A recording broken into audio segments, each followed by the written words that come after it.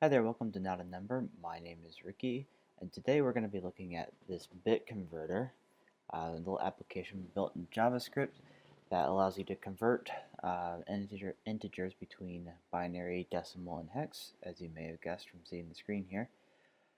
So if we enter a number here in binary and hit convert to decimal, it converts it to the decimal equivalent.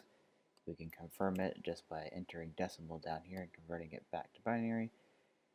We can also convert to hex, and then again for decimal we can also convert to hex. And then in the hex we can also convert numbers from hexadecimal to binary and to decimal. So let's get started. I'm going to close this tab, and we have a fresh tab right here. And let me switch over to my code editor. And we can see inside of my working directory I have an empty HTML file and an empty JavaScript file. So in the HTML file, I'm just going to create some pretty simple markup here. I'm going to use the HTML5 doctype here. And open up the HTML tag. And then inside the HTML tag, we need our head. And then inside of our head, I'm just going to add a quick title here. I'll call this bit converter. And then we're also going to include our script tag here.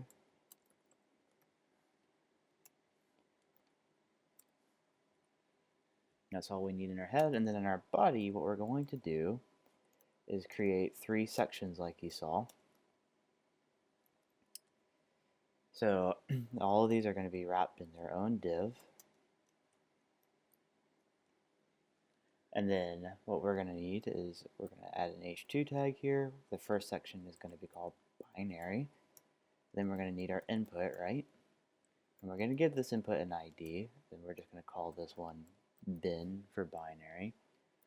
Then we're going to add an abridged return. Close that off. Then we're going to have 2 buttons. So the first button, we're just going to call the label convert to decimal. And then we're going to add a second button. We're going to add this one, or call this one convert to binary, sorry, to hexadecimal. And then we're going to add a span tag here. We'll call this, give this an ID of bin for binary output. And this is where we're going to put the output of our calculation. Let me get rid of this extra space here. We don't need that. So we're going to copy this for the other 2. So we're going to have decimal. Again, we're going to call this dec for decimal. So decimal we're going to convert to binary into hex. And again, we're going to update this to be DEC for decimal output. And then our last section here is going to be for hexadecimal. So we're going to call these hex. And then hex we can convert to binary first and then decimal. And so then what we're going to do here is we're actually going to have one function that kind of handles the conversion, and then we'll have a bunch of helper functions that actually do the conversion. So let's go into the JavaScript file, and we're going to create a function called convert. And what this function will take is we're going to call the first parameter src for source, and this is the actual value that needs to be converted. Then we're going to have an output parameter, and this is the element where we need to write our result to. Then we're going to have a from, which is the base that we're converting from, and then to, which is the base that we're converting to. So then inside of here, what we're going to do is we're going to use a switch statement. Then we're going to switch on the from, and we're going to have 3 cases. What are the 3 bases that we can convert from? We're going to have bin for binary. Then we're going to do stuff, right? And then we'll break. That's how switch statements work. And then we're going to have a case of DEC, decimal. So again, we'll do stuff and then break. And then we're going to have a case of hex. And then again, do stuff and break. And in this case, we're keeping it pretty simple. I'm not going to have a default case. We have our convert function.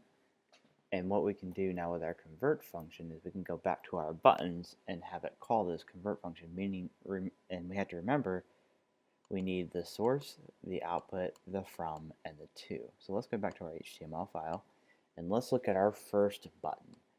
So this first button, what it's going to do is it's going to convert decimal, or sorry, we're converting binary to decimal here. So what we're going to do is we're just going to add an onClick property here. And what we're going to do is we're going to call the convert function. We need to pass in first the source, which is going to be the value of this input file. So we call document.getElement by ID bin dot value. That's the first one, first parameter. The second parameter is we're going to give it the ID of the element that we're going to use as our output, which is this bin output right here. And we're using, again, single quotes inside here because we don't want to terminate the string early.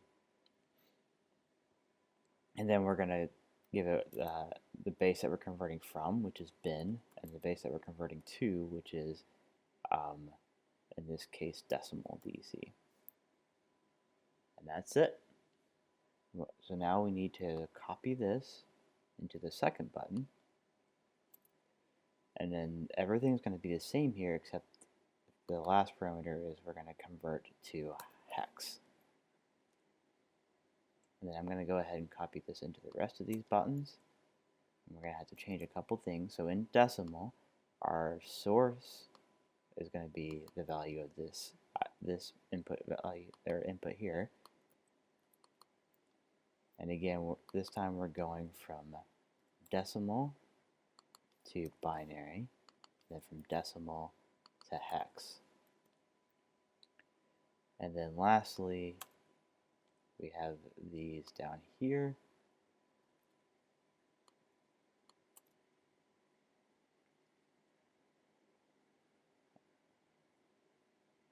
I need to make these on clicks.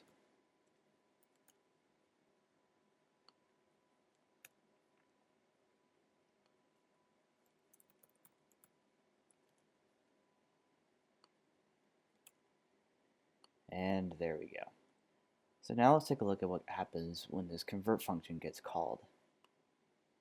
So inside of our JavaScript file here, we have our convert function, and inside of it, we're using a switch statement on the from parameter. And we have three cases. We have the case when you're calling from binary, from decimal, and then from hex. So inside of each one of these, we can call some other helper functions that will actually do the conversion for us. So what we can do here is we have our output, and we can just set the inner HTML, the output, to the result of our helper functions. So we can do something like this: document.getElement by ID output .inner HTML. You could use inner text or JavaScript. You could use text content, but this is a nice cross-browser way of doing it. And again, this is a simple demo. Not really going to get into which one is the best or more efficient here. And we can set this to the result of our helper function. So let's just say we create something called helper function. We could do that, right? And then this helper function would get called, and then assign the result of this, whatever gets returned by this function, to this, to the inner HTML of this element. Now, we have two cases, though, when we're calling from binary. We could be going to decimal or to hexadecimal. So we need two helper functions. So which one do we assign? We can use a handy little kind of a condensed if statement here. So let me write this, and then I'll explain it here. So I'm going to say 2 is strictly equal to decimal, question mark, and then I'm going to call this bin to det, binary to decimal function, and we're going to pass in the source, and then colon, bin to hex, src. Now, if you're not familiar with this syntax, it's essentially a condensed if statement. So you have, basically, this is your if. So if the 2 parameter is equal to decimal, and then the question mark says if the preceding statement is true, then do this. So we're going to call our binary to decimal function. Otherwise, if it's false, this is kind of an if-else statement, call bin to hex. So to make it a little clearer, if I wrote that as an actual if statement, it would look like if 2 is equal to dec, then call bin to dec, pass in source, else call bin to hex. So this right here does the exact same thing as this. The advantage of this is obviously you can put it all in one line, but then we can also put it as a result of this operator right here. So it kind of gives us 2 advantages in this situation. So then we can also do this same thing for decimal. But in this case, we want to say, is this binary? If so, let's call dec to bin. So we're going to basically define a helper function for each one of these. Otherwise, we're converting to hex. So dec to hex source, and then again on hex, we want to check if it's binary. If it is, we're going to do hex to binary. Otherwise, we're going to do hex to decimal. Alright, so we got that set up. Now let's define these helper functions and start writing something. So before we get too far into the weeds, all I'm going to do right now is define these helper functions and just have them return back what was passed into them, so we can just make sure that all of our wiring is right. So we're going to var bin to dec. We're going to write this first one right here. So this is a function that expects a source, and then we're just going to return source. And we're going to do this for all 6 functions. So the next one is bin to hex, dec to bin, dec to hex, hex to bin, hex to dec. Nice functions, right? Nice function names. Now let's go to our browser, refresh the page. Now I put 1111 in here. Great, let me just put something in here, 1110, that, just to make sure that we're getting back. I did make a couple small mistakes. First, at the end of all these elements, I want to add a bridge return. And then I forgot to update the output here.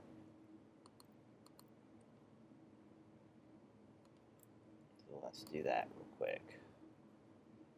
Update these outputs. Alright, so I'm going to go back to my JavaScript file, then go back to the browser, refresh, so 1111, good, good.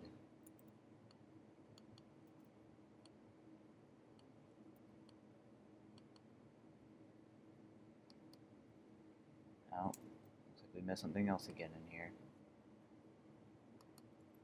This is the danger of copying and pasting is that you forget to change stuff. Alright, so now we're good to go. Now everything is wired up. So let's go back to our JavaScript file and let's look at how we convert binary to decimal. I'm not going to go too far into depth into how all the conversion works. I'll give a high-level overview, and I'll give you the math behind it. But if you're interested in learning more about the math behind it, I encourage you um, to do some searching on YouTube or even Google. There's lots of really great explanations on exactly how and why these conversions work. But inside of our binary to decimal function here, I'm going to define a couple helper variables, and then we'll get into the conversion. I'm going to need a counter variable called I need another one that I need called n. I'm going to go ahead and initialize that to 0. I want to convert our source from an actual integer to a string to make some, you'll see why in just a second. So I'm going to define a function called source string is going to be equal to source dot toString. That converts the integer into a string, as you might guess. And then I'm going to create a return number. I'll initialize that to 0, so this will be what eventually gets returned. So binary, as you probably know, is every bit inside of a binary number. So let's just say you have 1001, right? That's your binary number. Every bit has two possible values, right? Either 0 or 1. So each digit has, or each digit or each bit has two possible values. And so the way you convert is you just take the value of each integer or each digit in your integer here and raise it to 2 to the n power, where n represents how many places it is from the right hand side starting with 0. So this would be 1 times 2 to the 0. This would be 0 times 2 to the 1. This would be 0 times 2 to the 2. This would be 0 times 2 to 3, etc., until you get done. So what we need to do is just loop through every integer, or every place in your integer, raising it by 2 to the n. So that sounds like we need a for loop, right? So we're going to do for, and we're going to do I, and we're going to go from the right to the left. So we need to start at the highest number, which will be your source string dot length. And since we're going from, your length will return, say, if your string is 4 characters long, it'll return 4, but you're going from 0, not from 1. So we need to subtract 1 off of that. And we're going to go until I is greater than or equal to 0, as long as I is greater than 0. And then we're going to subtract 1 from I each time. That will get us going down. And then we're going to increment the return number. And what we're going to add is our source string at the ith position. And we're going to multiply that by 2 raised to the power of n. And then we're going to increment n. And then after our for loop is run, we want to return the return number. So let's just see if that works, and then I'll explain. So 1111 should be 15.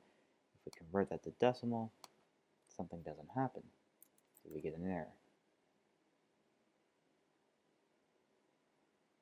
It says there's an error on line 22.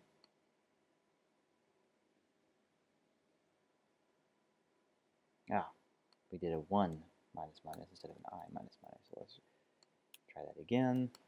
Now we have 15 as a result. So in order to make that a little more clear what actually happened, I'm going to open up this text document here, and let's look at 1111. And now let's go back and look at our code. So what happens here is I is going to start as source string.length minus 1. So let's put that in here. I is equal to the length of this, which is 4 minus 1. So I is going to be equal to 3, right? We started n as 0, so n is equal to 0. So then every time it loops, it's going to say, And again, let's look at, we started return number down here as 0, right? So then what's happening is we're saying return number, we're going to add to that source string I is 3, so this 0, 1, 2, 3, so it's 1, this one right here, times 2, so let's do this, we're going to add to it 1 times 2 to the n is currently 0, and I'm going to do this, 2 to the 0. Well, 2 to the 0 is 1. 1 times 1 is 1, so we're adding 1. Then we're incrementing n by 1. And then every time this loop runs, we're decreasing I by 1. So we're going to add again. So then we look at I at the number 2 place, which is this. So 0, 1, 2.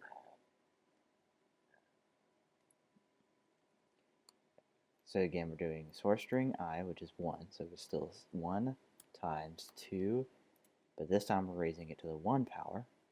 Alright, because n is equal to 1. Well, 2 to the 1 is 2, times 1 is 2. So it's 1 plus 2. We're going to add again, right? But then we're incrementing n, we're decrementing I. Sorry, which is down to 1. So then we're still doing the same thing. The string in the ith position, which is 1, so 0, 1. 1 times 2 raised to the 2. Well, 2 raised to the 2 is 4, right? 4 times 1 is 4. Let's do it one more time. N is equal to 3. I is equal to 0. So I in the 0th position, which is 0, which is 1, times 2 to the n, which is 3. Well, 2 to the 3rd power is 8. And then 1 times 8 is 8. So 8 plus 4 plus 2 plus 1. 8 plus 4 is 12, 13, 14, 15. So this whole thing is equal to 15. So that's how the conversion actually works. And now we have completed 1 out of our 6 conversions. Now let's take a look at our next conversion we need to do, which is binary to hex. Now this is actually not too difficult because 1 bit in hex is equivalent to 4 bits in binary. So 1 bit in hex can hold 16 values, 4 bits in binary can hold 16 values. So really, this is just a mapping exercise. Now we could do a bunch of if statements to say, you know, if the binary input is 0, 0, 0, 0, then map it to this. But it's easier, in my opinion at least, to just create an object that holds the mapping and then you can just reference that object. But it could be solved for in a variety of ways. That's a great thing about programming is you can do things, again, in a variety of ways. So I'm going to create a mapping object, and inside of here, I'm just going to map out the 16 possible values and what they are in binary, what the equivalent is in hex. So let's start with 0. So 0, 0, 0, 0 is the 4-bit representation of 0 in binary, and it's going to be the equivalent of 0 in hex. Then our next value is 0, 0, 0, 1, and that represents the equivalent to 1. Then we got 0, 0, 1, 0, 0, 1, 0, which is 2. Then we have 0, 0, 1, 1 is 3. 0, 1, 0, 0, which is 4. 0, 0, 0, 0, 1, that. 0, 1, 0, 1 is 5. Then we've got 0, 1, 1, 0 is 6. 0, 1, 1, 1 is 7. Halfway there. 1, 0, 0, 0 is 8. 1, 0, 0, 1 is 9. 1, 0, 1, 0 is A. 1, 0, 1 is B. 0 is C, moment of truth, see if I get all this right. 1101 is D, 1110, I did get this right, is E, and then 1111 is F. So those are the 16 possible values. Alright, so let's get to converting. So again, I'm going to create some counters and some helper variables here. So we need an I. Again, we want this in a string format. So we'll create the source.toString. Then I need a return string again. This time we're going to return a string, but it's going to work out. So it's going to be an empty string, and then I'm going to create another string called remainder, and I'll show you what this is for in just a few minutes. Again, we're going to set that to an empty string. So we need to iterate through our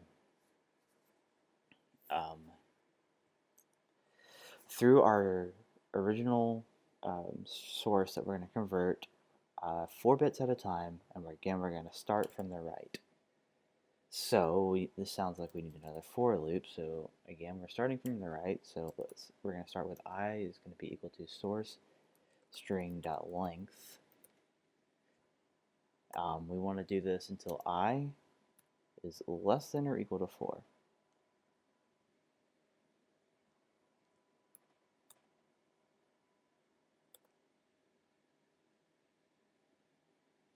And then we're going to go until, or sorry, every time that we loop, we are going to subtract 4, because again, we're looking at 4 bits at a time. So we want to say if I minus 4 is less than source string.length,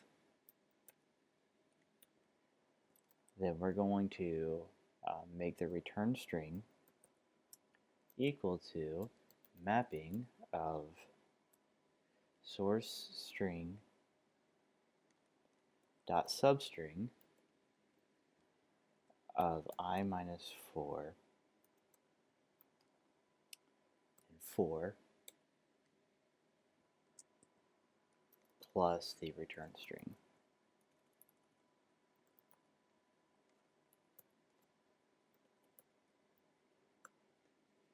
So what is that doing exactly? So let's again go with a visual example. So let me go back to my text edit. And let's just say we have a starting string of whatever this is. We have an I, and again, this is going to be initialized to the source string.length. So this can be 1, 2, 3, 4, 5, 6, 7, 8, 9, 10, 11, 12, 13. So then what we're going to say is if I minus 4 is less than this source string.length, which it will be, obviously, right? Because we're starting with the source string.length. So if I is less than that, then the return string is going to be the mapping of source string.substring of I minus 4. So let's just create an I minus 4 just to have it clear and easy in our mind, right? Is 9. So source string.substring means we're taking a subset of the string, and this is going to be the starting index of I minus 4, which is 9. So we're going to start at 9. So this is going to be 0, 1, 2, 3, 4, 5, 6, 7, 8, 9. So it's going to start with this one right here, and it's going to go 4 characters. So it's going to take these 4. So then it's going to take the mapping of 0, 1, 0, 1, which is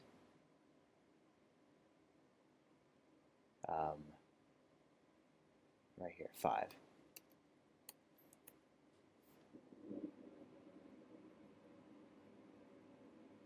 Then it's going to decrease I by 4, so 9. And take this down to 5, right? and it's going to do the same thing. It's going to say, take the I starting at 5, so 0, 1, 2, 3, 4, 5. So starting here and going forward, 1, 2, 3, 4. Again, it's going to be 0, 1, 0, 1. So it's going to say, set this to 5 plus whatever the 5 already was. So it's going to add a 5 into the front. And then we're going to go through the whole thing again. Decrease by 4. So say starting at 1, go 4, 0, 1, 0, 1.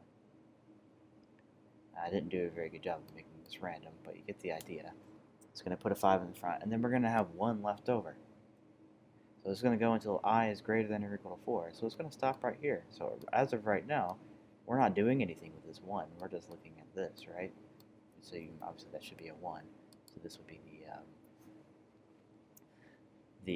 the hex value of whatever this number was.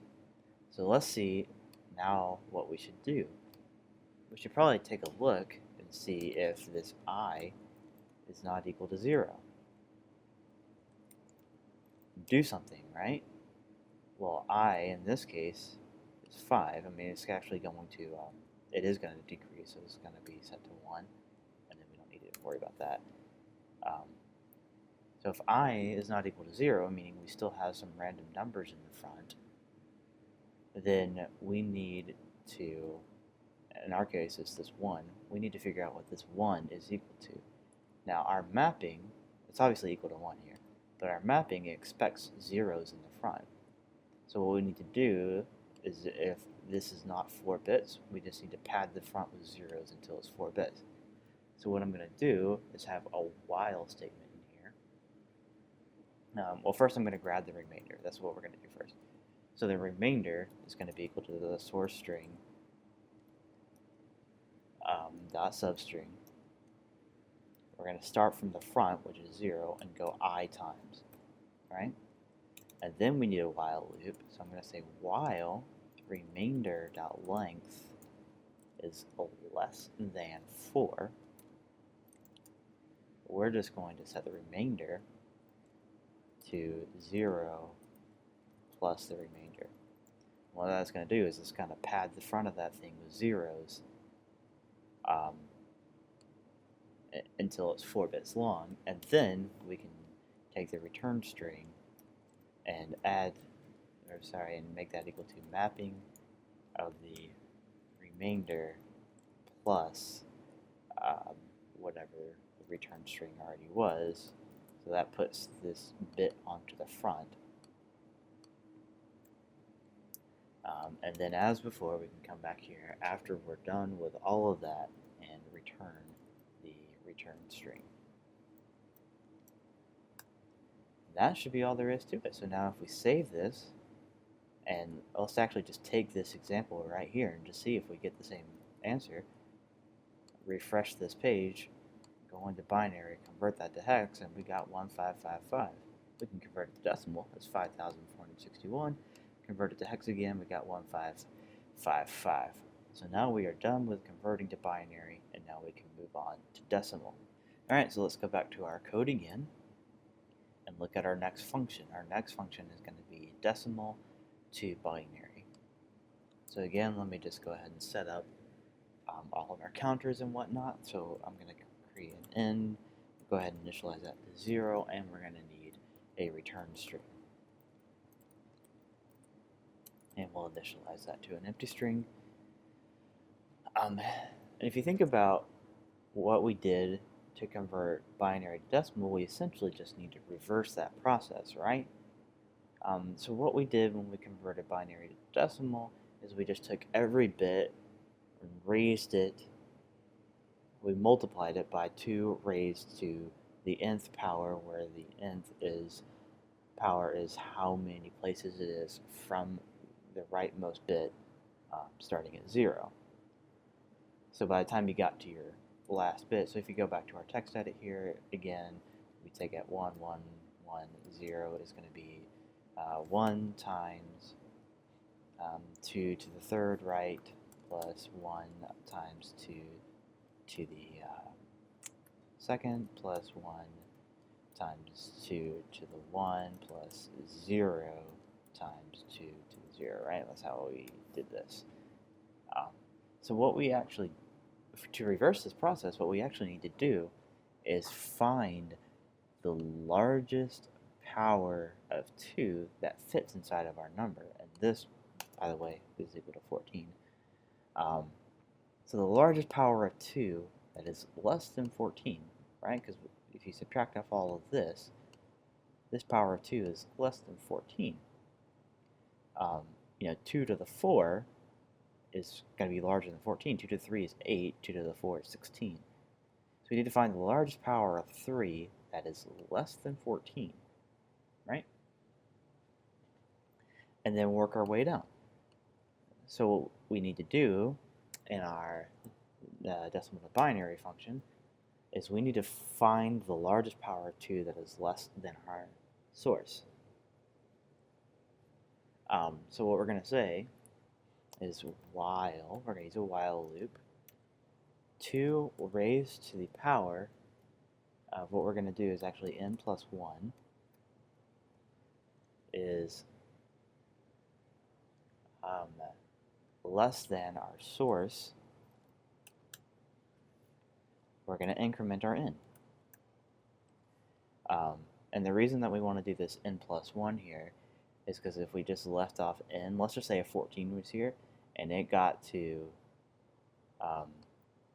2 to the 3, right? It will say, well, 2 to the 3 is less than the source, so we're going to increment n to 4. Well, now our n is too large, so we need to add n plus 1 here. So it says while n is 2, it'll say 2 to the 2 plus 1, or 3, is less than source, then increment n, so then it'll increment that n up to 3. So now we have our largest power. So now we just need to work our way down from there. So we'll use a for loop. So for n starting at its current value, we're going to do this while n is greater than or equal to 0. And then every time we loop this, we're going to go n minus minus. So this will get us through all the powers. Now, we need to determine if that bit should be a 1 or a 0. So we can say if 2 raised to the power of n is less than or equal to the source, then we can add to our return string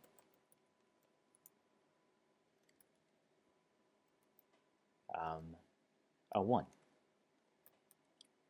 And then what we're going to do is actually take our source variable and set it to source modulo, which is the remainder left after dividing our source by 2 to the power of n.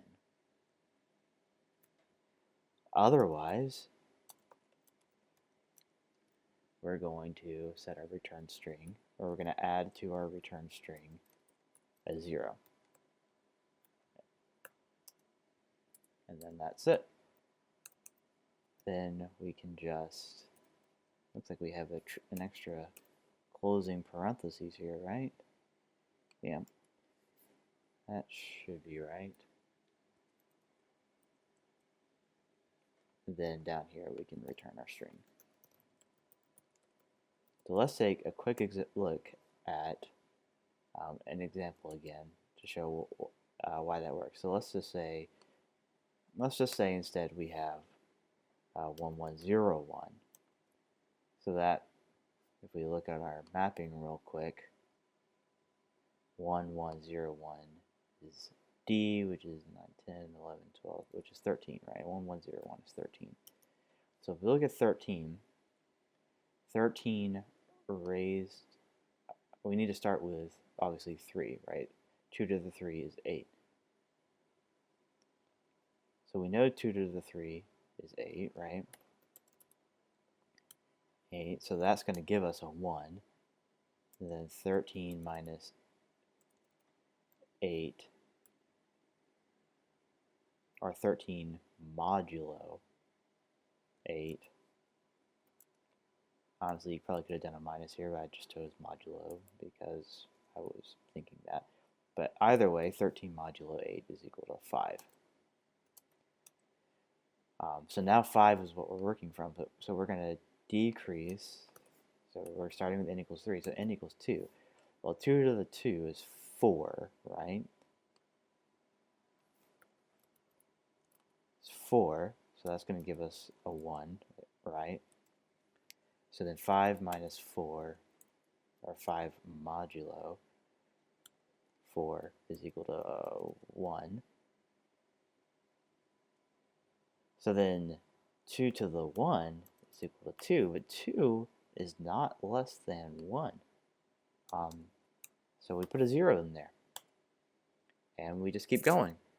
So 2 raised to the 0 power is equal to 1, which is obviously equal to 1. And then, 1 modulo 1 is equal to 0, and we're done. So that's how this process works. So now let's switch over to our browser. Let us refresh, and let's see if we can convert a 15 to binary. Excellent. Let's see if we can convert a 237 to binary. Beautiful. And just for fun, let's copy this up into our binary, convert to decimal, make sure we get the same answer back. We are cooking with gas, and that is 3 conversions done. We are halfway home. Alright, so let's take a look at our next function, which is converting decimal to hex. We look at our code here. Our decimal to hex function is going to be pretty similar to our decimal to binary function. So as you remember with our decimal to binary function, we found the largest power of 2 that divided into our decimal integer, and worked our way down from there. We're going to do something similar with decimal to hex. So each hex bit can hold up to 16 values. So what we'll do is we'll look at, we'll find the largest power of 16 that fits into our integer, and then work our way down from there. But we also need a mapping. Obviously with binary there's only 2 possible values, 1 or 0. With with hex there's 16 possible values, and we need to, associate each one of those with their decimal equivalent. So similar to how up here in our binary to hex function, we created this mapping, we'll create a similar mapping down here. I'm going to create a mapping function, or a mapping, object, and this is going to house our decimal value and the equivalent hex value. So 0 through 9 is going to be pretty easy. We could have an if statement that says if 0 through 9, then it's the same thing, but it's probably easier just to reference the mapping. So 0 in decimal is equivalent to, again, 0 in binary. This is going to look pretty boring here for a bit because 0 through 9 is all the same thing. 2 is equivalent to 2. 3 is equivalent to 3. 4 is equivalent to 4. 5 is equivalent to 5. My fingers aren't working very well. 6 is equivalent to 6. 7 to 7. 8 to 8. 9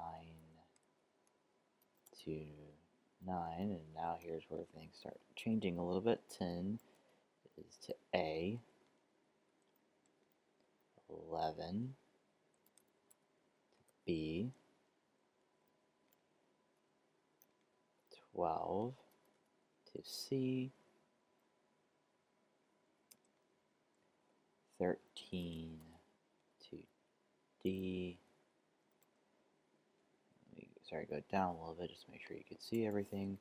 14 to E. And then 15 to F. And then before we start actually doing things, we're going to create, again, a counter. We're going to set equal to 0. And we need a return string. We're going to initialize that to an empty string. And then we need, again, to find our largest power of 16 that is less than our function. So this is actually less than our decimal integer. So while 16 raised to the power of n plus 1, again, for the same reasons as our last function, while that is less than source, we're going to increment n. So the only thing we changed from this while loop up here is that instead of it 2 raised to the power of n plus 1, we're doing 16 raised to the power of n plus 1. So now we have our largest power. So we're going to do a similar for loop. So for n at its current value, while n, we're going to do this while n is greater than or equal to 0. We're going to do n minus minus.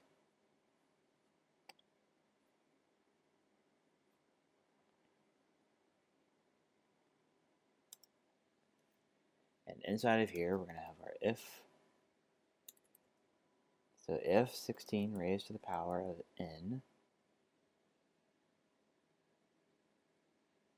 is less than or equal to our source, and we're going to set a return string. We're going to add to our return string the mapping of math.floor of source divided by 16 raised to the power of n dot toString. And then we're going to set our source is equal to the source minus this expression here.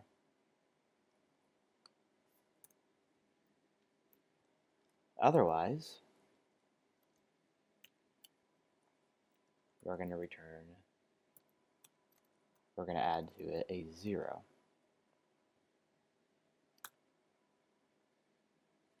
And then we can return the return string.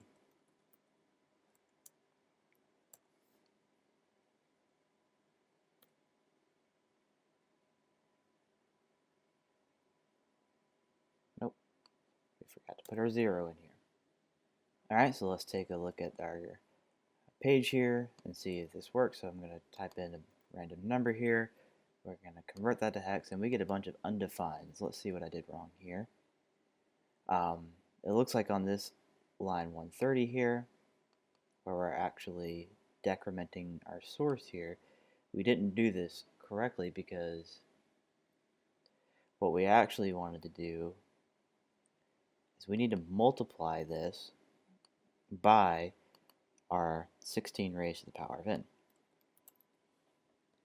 And then just to make sure the order of operations are right, this is more of a sanity thing, let's refresh that, put in the number again. And now we've got a much more convincing looking hex number. We can also try converting that to binary and see if we get the same thing converting to hex. It looks like we're good. So let's see what happens when we convert this number to hex.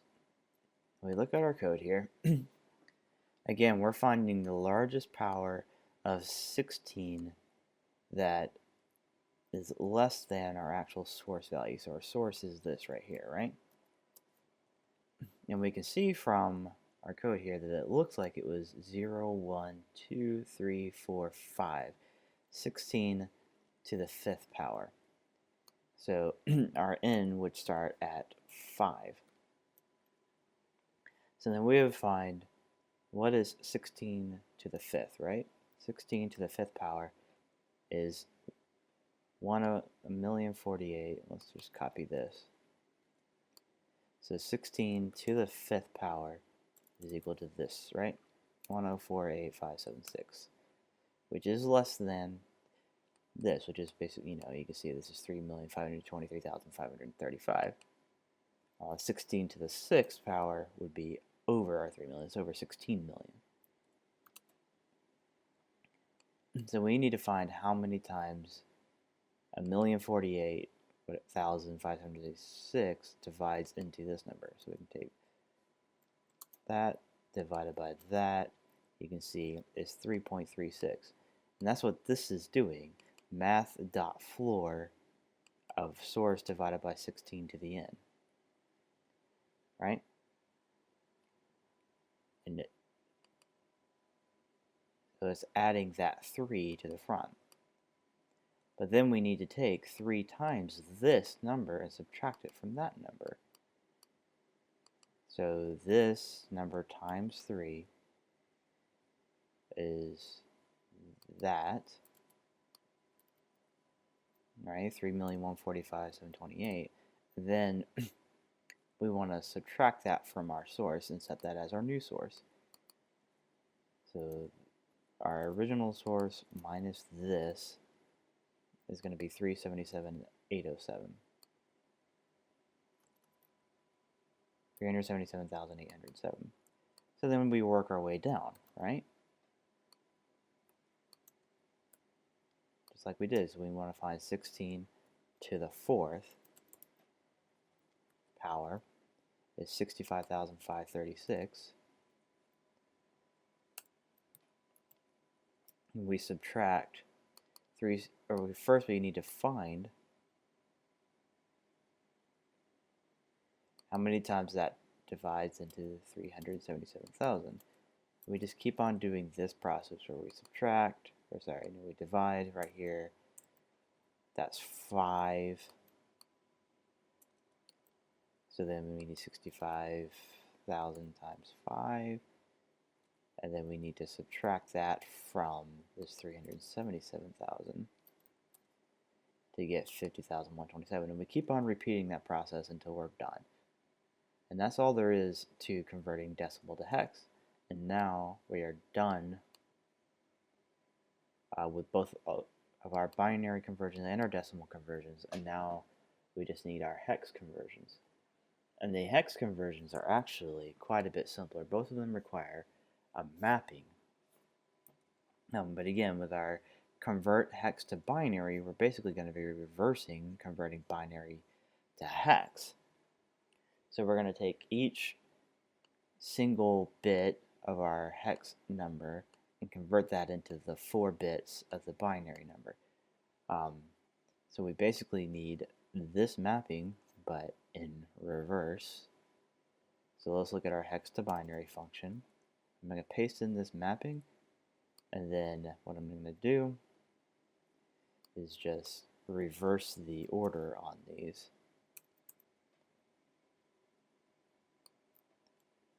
On all 16 of these. It's going to be a little bit tedious here, but we're just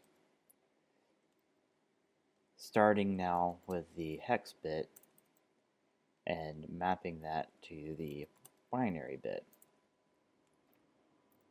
So all the mappings are the same, we're just reversing the order. So now we got 6 maps to that 0, 1, 1, 0. Got 7.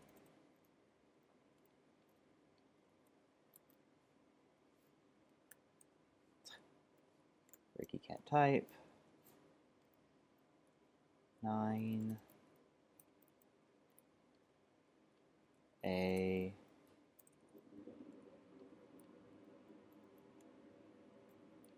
B. C.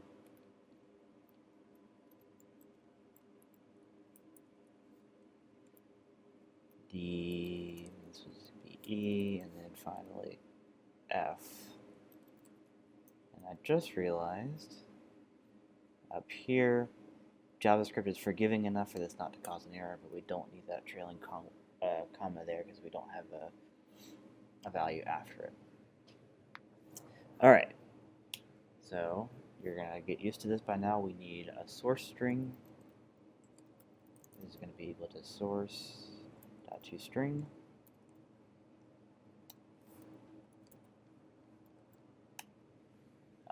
I'm going to create a counter variable that we're going to use, and then a return string.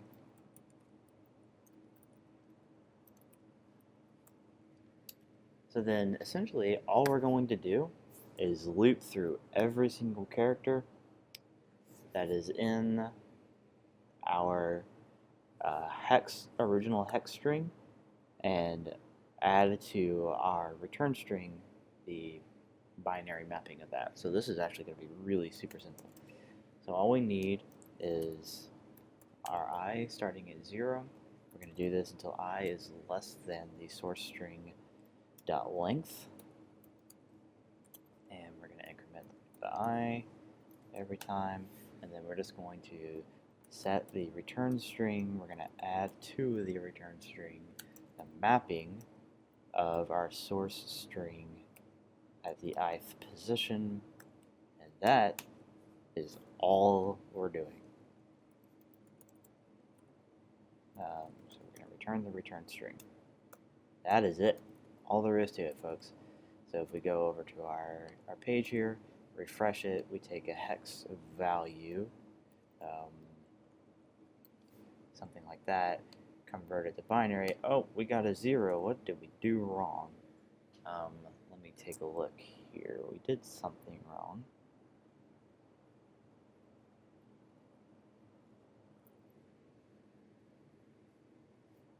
Yay for live troubleshooting and comparing to the code I have off string or off screen.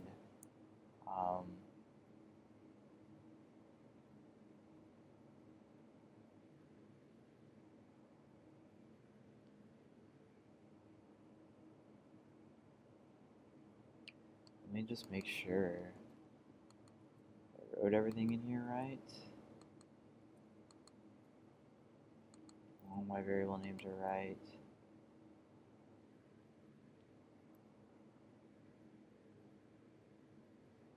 Let's look real quick at bit converter, make sure hex. That's what it is. More copy pasta errors. So now we go back and refresh, and we've got some random hex value. Now we output this fun binary value. And let's just see that we got the same thing back, 3315198E2.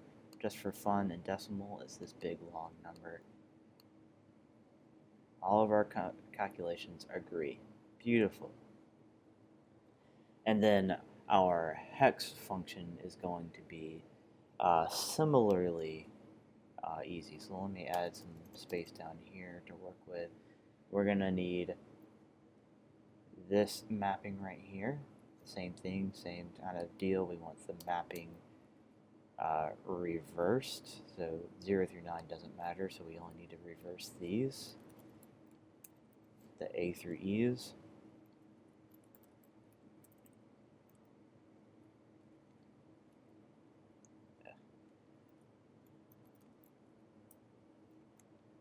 And I can see that I did the same thing by adding the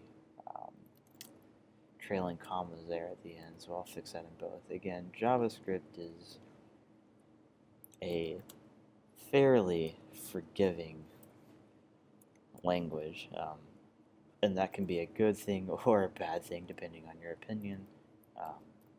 Sometimes its flexibility can encourage people to have bad coding habits, probably myself included. But that's another story for another day. So we're going to do the same or very similar thing here. Apparently I have caps lock on. So we need a source string. So source.toString. We need, in our case, we're going to use a return number this time. We don't need a return string. So we're going to start that at 0. We need a counter. And we need a for loop. So So we're going to do for I at 0, while I is less than source string.length, and then I plus plus, we're going to increment. So then we're going to set the return number. We're going to add to it the mapping. Now, this mapping is a little more complicated. We want the mapping of our source string at the ith position, and we want to multiply that by, again, 16 to the n, right? And the n, in our case, is going to be the length of the source string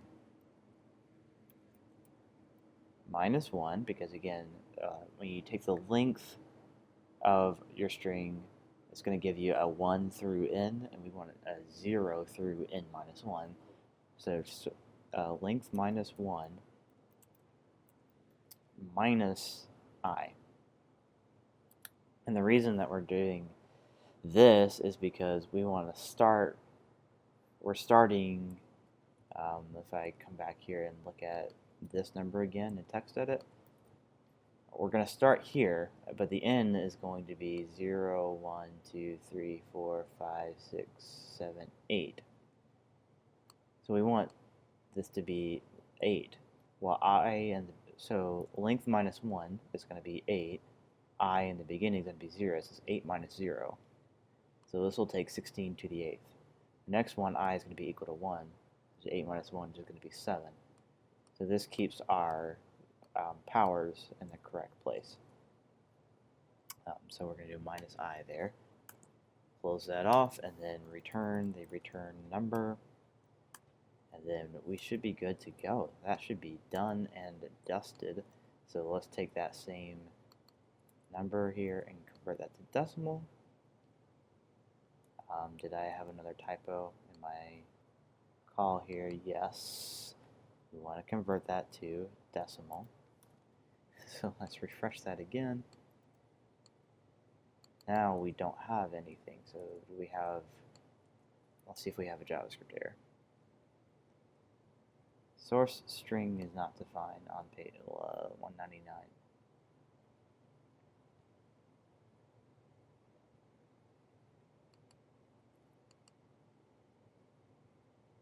Oh, source str. Oops, wrong copy pasta. Let's add a space in there for readability. Refresh again. Now, again, more copy pasta. There we go. Now, obviously, you can see I just put whatever in here. You should, and obviously in a real application, we would add some form validation.